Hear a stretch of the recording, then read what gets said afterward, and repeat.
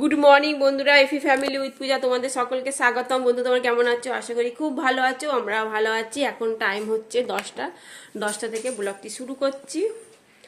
আর তোমার দাদাভাই তো বাজার দিয়ে গেছে, চান করে পুজো দিয়ে তারপর আছে তো শনিবার, বড় ঠাকুরকে পুজো দেবে। বড় ঠাকুর বলছি, জয় হনুমানজি মন্দিরে পুজো দেবে, এই জন্য খাবার দিয়ে দিয়েছি। কালকে পরোটা করেছিলাম, সেই পরোটা আলুর তরকারিও ছিল, আর ছানা জিলাপি ছিল। ওগুলো সব তরকারি গরম করে, পরোটা গরম করে দিয়ে দিচ্ছি টিফিনে। পুজো দিয়ে দোকানে গিয়ে খেয়ে নেবে। ঠিক আছে, এখনও রান্না বসাইনি, রান্না বসাবো। আর সোনা তো সকালবেলা পড়ে চলে এসেছে, এখন এবেলা আর পড়া নেই, আবার ওবেলা আবার গানের ক্লাসে যাব। ঠিক আছে, চলো। আর সকালবেলা তো কাচাকুচি কতগুলো জামা প্যান্ট ছিল সেগুলো কাচলাম, চাদরগুলো ভরানো ছিল সেই চাদরগুলো কাচলাম।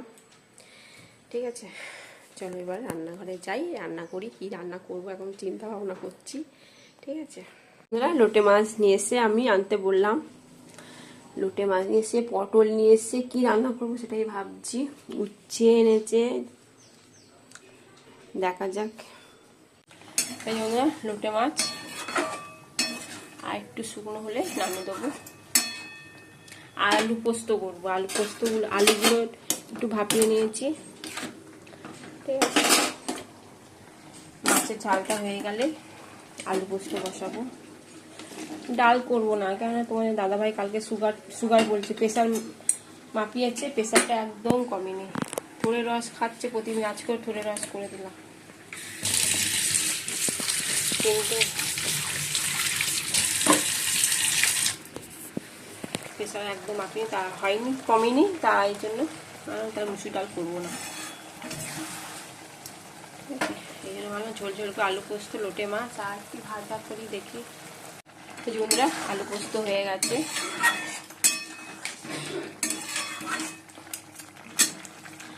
আর এদিকে পটলগুলো কেটে নিয়েছি, পটল পোস্ত করবো সর্ষে দিয়ে। এই যে সর্ষে পোস্ত বেটেও নিয়েছি। ঠিক আছে, চলো এবার পোস্তটা নামিয়ে দেবো। সোনা আলু পোস্ত দিয়ে পরোটা খাবে বলবো।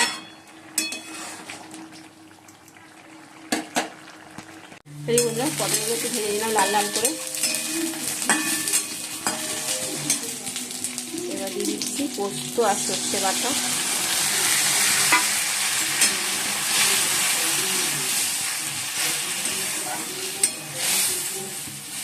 নুন দিয়েই বেটেছি, জানো তো, সর্ষে পোস্ত লঙ্কা, নুন আর দেবো না। হলুদও দিয়েছি, আর একটু হলুদ দিয়ে দিলাম।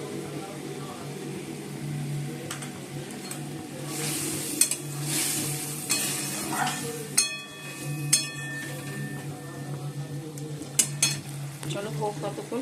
বন্ধুরা, ব্রেকফাস্টে নিয়ে নিয়েছি পরোটা আর এই আলু পোস্ত, আর সঙ্গে নিয়েছি পেঁয়াজ। সোনাকেও তাই দিয়েছি, পরোটা আলু পোস্ত আর পেঁয়াজ। ও ঘরে খাচ্ছে, কার্টুন দেখছে আর খাচ্ছে। বন্ধুরা, পটলে পোস্ত বসিয়ে দিয়েছি। ঠিক আছে, এবার খেয়ে নিই টিফিনটা।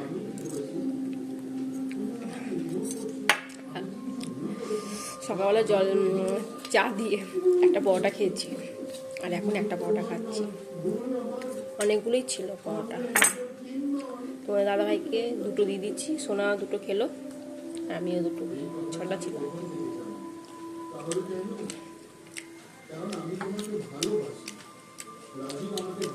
ওই জন্য আলু পোস্তটা আরও বিশেষ করে করলাম, কী দিয়ে খাওয়াবে পরোটা। তোমার দাদাভাই তো কালকে সাদা আলুর তরকারি ছিল, ওইটা নিয়ে গেছে, মেয়ে খাবে কী দিয়ে। তাহলে একটু আলু পোস্ত করি, আলু পোস্ত দিয়ে খেয়ে নেবে।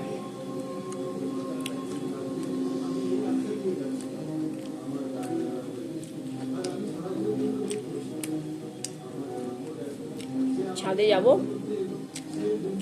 সকালবেলা জামা প্যান্ট কিছু সব তুলে নিয়ে আসবো। 12:30 বাজে। নিয়ে এসে ভাজ করবো, বিছানার চাদর পাতবো, অনেক কাজ। টেবিল ফ্যানটা বের করে গেছি, সেটা পরিষ্কার করবো। টেবিল ফ্যানটা বের করে গেছি, পরিষ্কার করবো, করে ঢাকা ঢুকা দিয়ে রেখে দেবো। এখন আর লাগবে না, শীতকাল তো পড়ে যাচ্ছে। এই যে বন্ধুরা, পটলের ঝাল হয়ে গেছে, ওদের চিনিও দিয়ে দিচ্ছি। এবার নামিয়ে দেবো।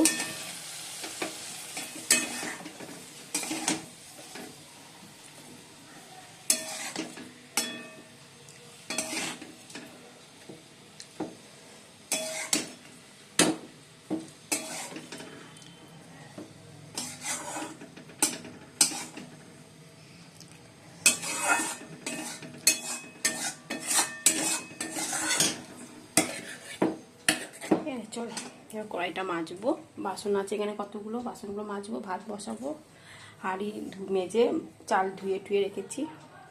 এই যে বন্ধুরা ভাত বেড়ে নিয়েছি 3টে থালায়। আর এই যে টমেটো পোড়া, পেঁয়াজ, ধনেপাতা, কাঁচা লঙ্কা, লেবু দিয়ে মেখেছি। আর এই পটলের ঝাল সর্ষে পোস্ত দিয়ে, আলু পোস্ত, আর এটা হচ্ছে লোটে মাছ। ঠিক আছে, চলো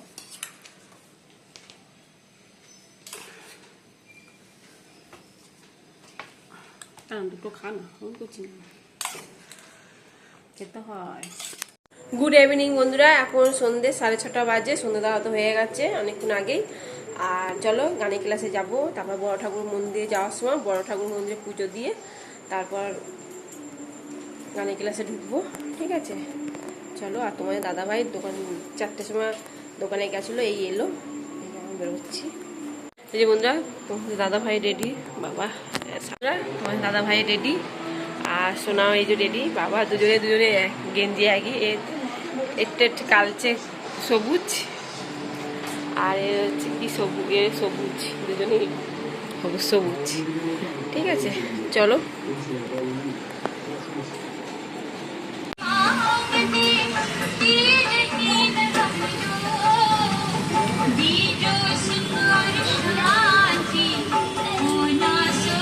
বন্ধুরা জগন্নাথ ঠাকুর দেখো, কি সুন্দর ঠাকুর।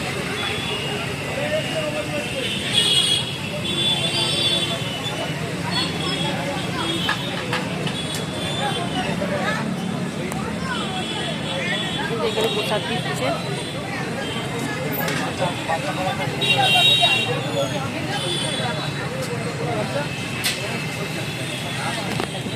জগন্নাথ ঠাকুর এখানে পুজো হচ্ছে।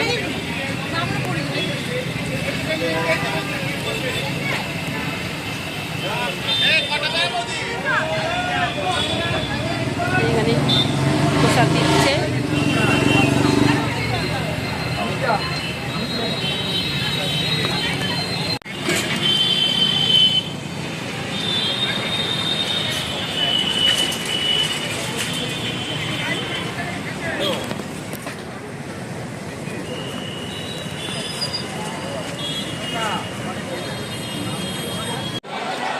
আমাদের একবারে বন্ধু সুকুমার দা আমাদের এখানে গান পরিবেশন করতে এসেছেন।